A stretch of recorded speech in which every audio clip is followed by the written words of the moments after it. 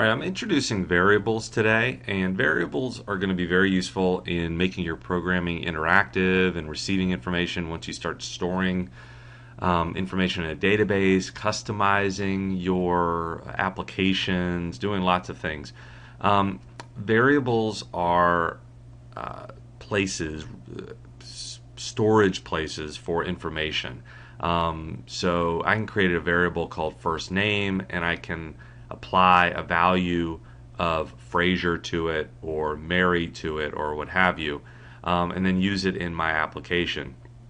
I also can use variables to validate information, to do calculations, which is where many of you, if you have any experience with algebra or pre-algebra, you are going to remember using variables. So we're going to get started with some variables and do some calculations and create some statements in our web page. We're going to focus on two data types, variables here today, numbers and text. And you can see I've sort of started the code for you.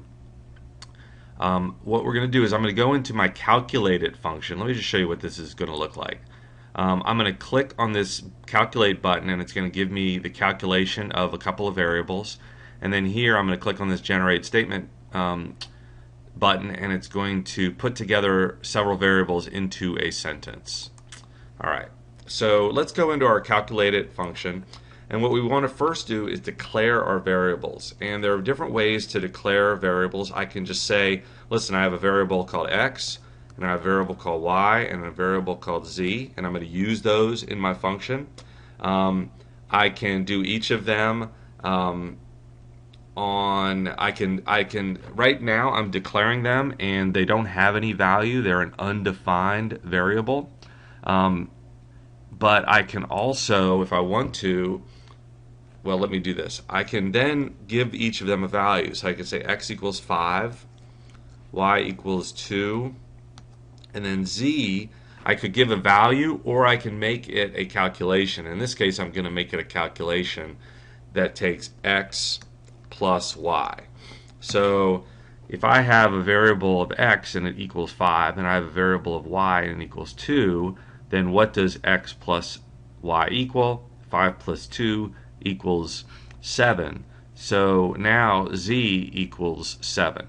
If I wanted to, I could just declare, I don't have to declare the variables. I can actually declare the variables by giving them a value. But I think for right now, for best practices, just get in the habit of declaring your variables up here and then using your variables underneath. Okay? So in this situation, I have assigned a variable of x, the value of 5, assigned the variable of y, the value of 2, and then I have created or made the value of my z variable x plus y. Alright? So that's an introduction to number variables. And you can see anytime you might need to do a calculation, maybe you're receiving, think about a situation where you're passing, the user is typing in the number 5 or typing in the number 2, and then you want to calculate it for them. Or you give them this calculation and then they enter in information and you want to test it. Well, we'll do testing a little bit later. Got ahead of myself. Alright, so now I want to show up, and you can see down here I have a space called sum of calc with the ID, a span with the ID sum of calc, and I want the information to show up there. So we did this in the previous lesson. Document, get element, remember capitalize E in element, capitalize B in by, capitalize I in ID, and it's called sum of calc. And I want the inner, remember all under lowercase, and then inner HTML to be equal to z. Okay, so I'm going to have it show up and be equal to z, which is a calculated variable, or a variable that was created in a calculation. Save work and show web page. So you can see I click calculate, it processes the function, and that function creates some variables. assigns values to each of those variables, generates a calculation, and then writes it down to my page, right? Pretty straightforward. Okay, so then the next one is generate statement. And what I'm going to do is basically the same thing, except in this one, I'm going to use text instead. Okay, so I'm going to say var, I'm going to create a subject variable, I'm going to create a verb variable, and I'm going to create an object variable. And these can be anything you want. These can be your name, that you can do whatever you want, but you're going to find it can potentially be valuable to use relevant or useful names in your variables. All right, so in this case, I'm creating a sentence, so subject, verb, and object are good ones. And then, so remember, I create that, I say var, and that lets the browser know that I'm creating variables. And then I'm going to do subject equals I. And you notice that up here, when I created x equals 5, I didn't use quotes. Quotes indicate that you're doing a text, or you're doing text, and it should be treated as what's called a string. A string is text, where you're using letters and that sort of thing, and you want it to show up as text. So because I use quotes, that indicates that it is text and it's string. So I'm going to do verb equals love, and object equals JavaScript. Okay, and then I'm going to do basically the same thing. I'm just going to copy this for ease. That one of the good things about copying is you don't have to worry so much about the remembering the uppercase, lowercase. Get element by ID. The place I have this down here is span ID statement. So change that to statement. Enter HTML, and here I could create a new variable where I put them all together, but I'm just going to do this right here and show you how this works. So what you do is you do subject, right? Now that's going to pull the text from the subject string, and then you use the add sign to show that you want to put that together with something else, and then you create a space.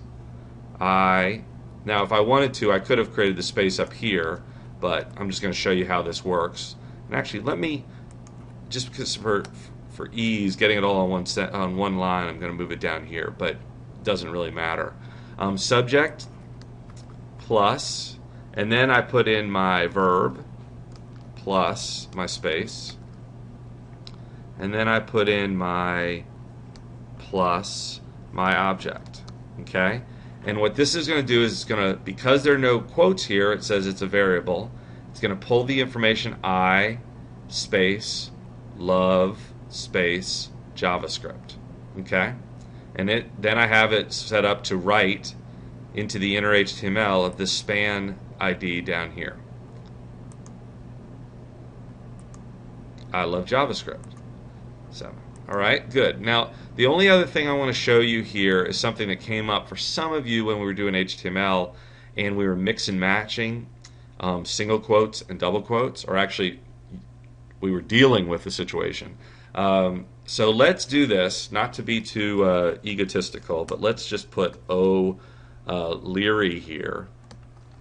Now, you can use either, when you're using strings, you can use either double quotes or single quotes. I will tell you, I'm not sure how some of the students got into doing single quotes. I always use double quotes. And remember, double quotes, you guys are advanced, so you're not going to fall into this trap. But remember, double quotes does not mean two single quotes. Double quotes is the thing above single quotes in the on the keyboard. But here, if I was using single quotes, let's just show how that works. That's fine. That's fine, right? But I run into problems when I put my apostrophe in there. It's going to not work.